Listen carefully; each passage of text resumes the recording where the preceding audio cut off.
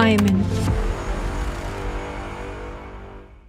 Hi everyone, मैं हूं आपकी श्रद्धा दीदी और आज की वीडियो में हम बात करने वाले हैं कि हैकर्स एक्चुअली हमारा पासवर्ड हैक कैसे करते हैं।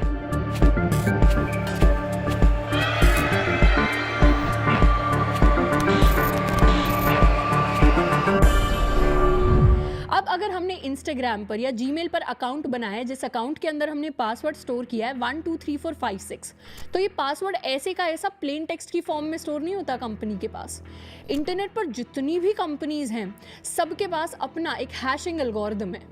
ये एल्गोरिदम क्या करता है, आपका प्लेन टेक्स्ट वाला पासवर्ड लेता है और उसकी फॉर्म चेंज कर देता है और उसको ऐसी कैरेक्टर्स की फॉर्म में ले आता है जिसको हम पहचान ही नहीं पाएंगे, और फिर ये हैश्ड फॉर्म हमारे डेटाबेस में जाकर स्टोर होती है।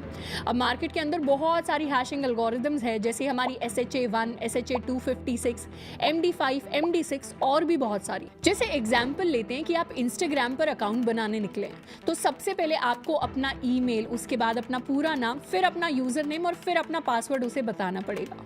अब जब भी ये सारी इंफॉर्मेशन आपके फॉर्म की कंपनी के पास स्टोर होगी तो उसमें आपका ईमेल जो है, आपका नाम जो है या फिर आपका यूजर नेम, ये वैसे का वैसा स्टोर होगा, लेकिन आपके पासवर्ड को पहले हैशिंग एल्गोरिदम को भेजा जाएगा, फिर वो हैशिंग एल्गोरिदम उसकी फॉर्म कन्वर्ट करके उसको अलग फॉर्म में डेटाबेस के अंदर स्टोर करा रही होगी। तो अगर इंस्टाग्राम के अंदर कोई डेटा ब्रीच भी हो जाता है या उसका डेटा लीक हो जाता है तो हैकर के पास आपकी बाकी सारी इंफॉर्मेशन तो आ जाएगी, लेकिन वो फिर भी आपके अकाउंट में एंटर नहीं कर पाएगा। क्यों? क्योंकि उसके पास आपका ओरिजिनल पासवर्ड नहीं आया, उसकी हैश्ड फॉर्म आई है। अब पास्ट में हैकर्स ने सिर्फ इंस्टाग्राम का नहीं, ऊबर का, ट्विटर का, एप्पल का, डोमिनोज का, इन सारी बड़ी बड़ी कंपनीज का डेटा जो है वो हैक कर रखा है या फिर इनका डेटा लीक हो चुका है। अब हैकर जो सबसे पहले टेक्निक लगाएगा उसका नाम है रेनबो टेबल्स। इंटरनेट पर ऐसी टेबल्स अवेलेबल हैं जिसके अंदर मोस्ट कॉमनली यूज्ड पासवर्ड्स और उनके हैश्ड फॉर्म्स होते हैं। तो वो आपके पासवर्ड के हैश्ड फॉर्म को उस टेबल में हैश्ड फॉर्म के साथ मैच करेगा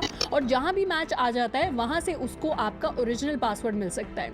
इसीलिए कंपनीज एडवाइस करती हैं कि आप अपने पासवर्ड जो है वो थोड़े से अलग रखिए।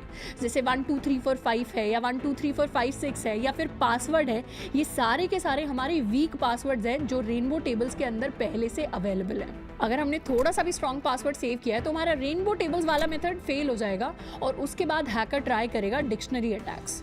अब रेनबो टेबल्स की तरह डिक्शनरीज भी होती हैं जिसके अंदर मोस्ट कॉमनली यूज्ड पासवर्ड्स होते हैं पर बहुत सारे स्टोर्ड होते हैं। अब इसमें हैश अवेलेबल नहीं होता, इसीलिए ये वाला प्रोसेस हल्का सा स्लो होता है। तो वो हर एक कॉमनली यूज्ड पासवर्ड का हैश निकालेगा और फिर हैकर उस हैश के साथ आपके पासवर्ड के हैश को कंपेयर करेगा और यहाँ पर अगर मैच मिल जाता है तो फिर उसको डिक्शनरी में से आपका पासवर्ड मिल जाएगा।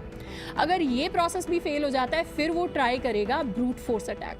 ब्रूट फोर्स अटैक में वो हर कैरेक्टर के और हर नंबर के डिफरेंट पॉसिबल कॉम्बिनेशन निकालेगा और हर कॉम्बिनेशन के लिए वो एक हैश निकालेगा और उस हैश से आपके पासवर्ड को कंपेयर करेगा। अब अगर यहाँ पर आपने एक स्ट्रॉन्ग पासवर्ड रखा होगा तो वो कॉम्बिनेशन फाइंड आउट करने में उसके कंप्यूटर को अरबों करोड़ों सालों तक लग सकते हैं। इसीलिए इन तीनों टेक्निक से बचने का सबसे अच्छा तरीका है कि सबसे पहले हम एक स्ट्रॉन्ग पासवर्ड रखें।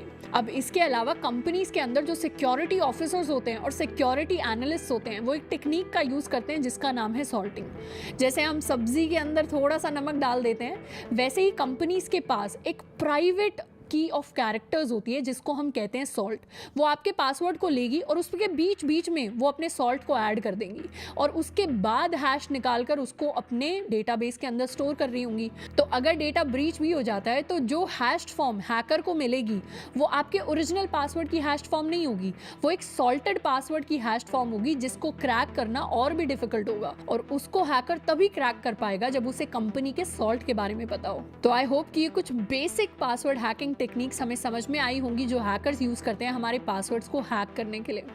आज के लिए इतना ही, मिलते हैं नेक्स्ट वीडियो में। Till then keep learning and stay safe.